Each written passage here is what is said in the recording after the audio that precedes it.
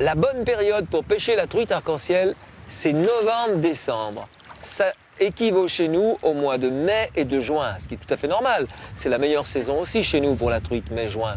Et curieusement, alors que la rivière est pleine de truites ici, mais des belles truites entre 500 grammes et 4-5 kilos. Il y a même des farios. C'est pris au dernier voyage par un de mes clients, une truite qui faisait presque 1 mètre, quoi, de l'ordre de 7-8 kilos. Vraiment une magnifique truite fario.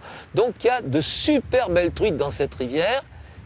La difficulté, c'est qu'à cette époque, dès que les gros kings investissent les courants, arrivent ici, subitement, il y a une panique du côté des truites et ça devient très très très difficile pour prendre des truites.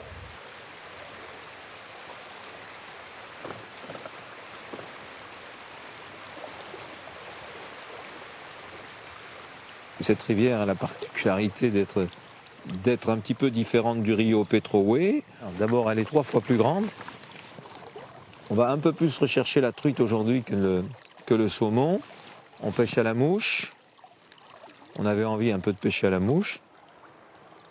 Cette rivière est plus pêchée que la Petrowe. On peut voir des bateaux.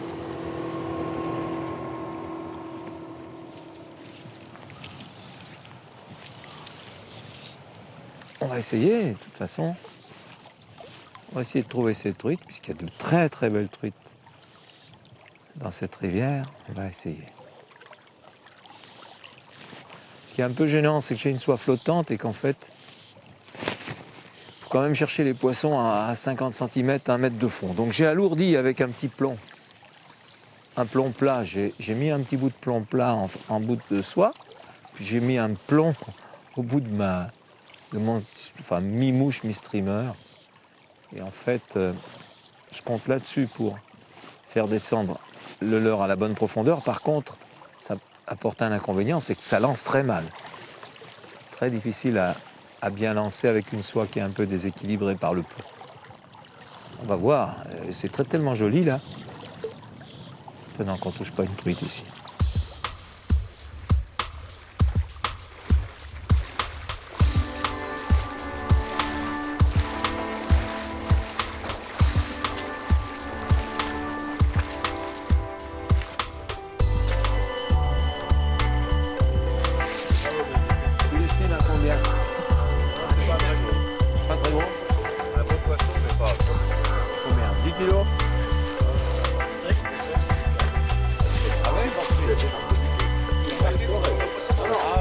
Il a bien fait.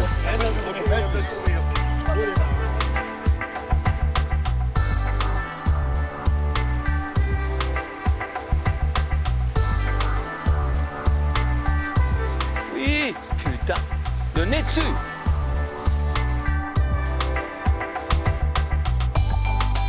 Ouais, elle a ouvert la bouche. Elle bouge, elle bouge, elle bouge, elle est là-bas. Ouais. Celle-là, c'est pas la plus grosse. Dommage. Qu'elle soit plongeante et une nymphe. Première fois de ma vie que je pêche si gros. Et c'est fou. Tu vois, on dit il n'y a pas de truite. D'un seul coup, il y en a plein partout. Et il y en avait de l'autre côté. Il y en a là. Il y en a plein partout. Inimaginable, ça. Ça ne pas y comprendre. Pas y comprendre. Tiens, il n'y en a pas une là. Ouais, c'est parti. Et on...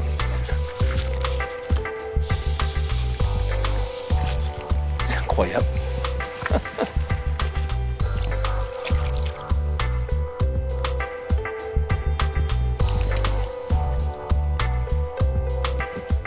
D'un seul coup, la lumière a baissé. La lumière a baissé, il y en a même une autre là. Et d'un seul coup, on se retrouve avec des trucs qui sortent depuis que le soleil est parti. Ce soleil qui nous embête depuis si longtemps. Tout, many trout.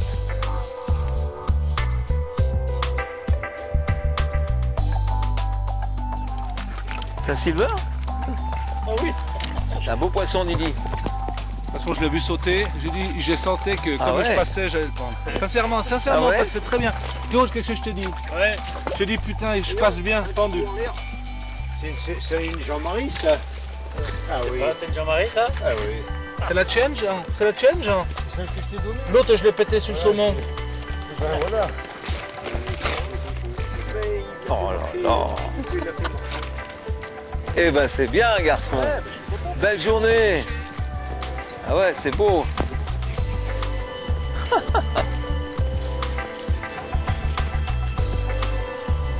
Ah non, mais c'est pas simple. Hein. Ah ouais, non, mais ta canne est trop petite. Ah, oh, puis même la canne, quand tu tires dessus, c'est la canne qui plie.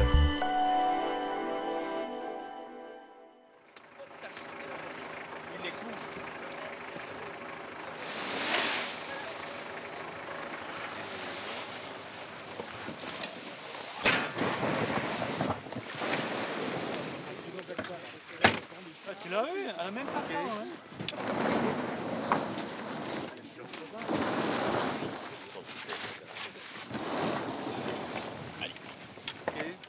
On est petit cette fois, hein? Ouais. Ça va avec Georges? Bon, bah écoute, on va y aller gentiment. Ça va, Juan? Ok, very good. Ok.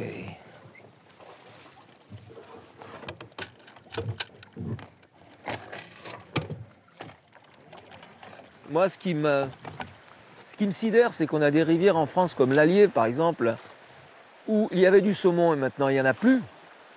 Et qu'on a cette rivière du Chili, là, le Petrohue, où en fait il n'y avait pas de saumon et maintenant il y en a, quoi. Comme quoi les valeurs changent. Il n'y avait pas de saumon dans l'hémisphère sud ici, et puis aujourd'hui on se retrouve avec une souche de saumon magnifique et on ne sait même pas remettre de saumon dans nos rivières, alors qu'il a disparu, et on se heurte à des idées reçues sur le fait qu'il ne faut pas toucher la nature, qu'il faut laisser la nature telle qu'elle était, etc. Donc on a abîmé la nature d'une façon extraordinaire dans nos pays à nous. Il y a des problèmes de barrage, des problèmes de pollution qui font que, bon, on espère, on se dit, voilà, on va dépolluer. Mais, enfin, les barrages, on va pas les casser. Hein. Donc il faut faire avec ce qu'on a. Et dans notre pays, il y a réellement beaucoup de choses à faire, et il faut quand même compter avec leur peuplement en faisant très attention. Moi, j'en suis persuadé, mais ici, c'est la preuve flagrante, quoi. Puisqu'on est contre les repeuplements, mais s'il n'y avait pas eu de repeuplement, il n'y aurait pas ces gros poissons qu'on prend ici, qui sont des poissons ultra bien adaptés. Alors, beaucoup des gens de ma génération qui sont en France sont contre maintenant les alevinages et défendent une idée de gestion patrimoniale avec laisser faire la nature, tout ça. C'est magnifique de laisser faire la nature quand elle est en pleine forme. Là, tout va bien, mais quand la nature est complètement déglinguée, ne rien faire, c'est criminel.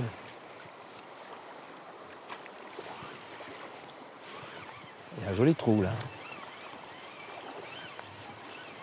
Ça va? C'est vrai? Il dit qu'il y en a là-bas. Many fish.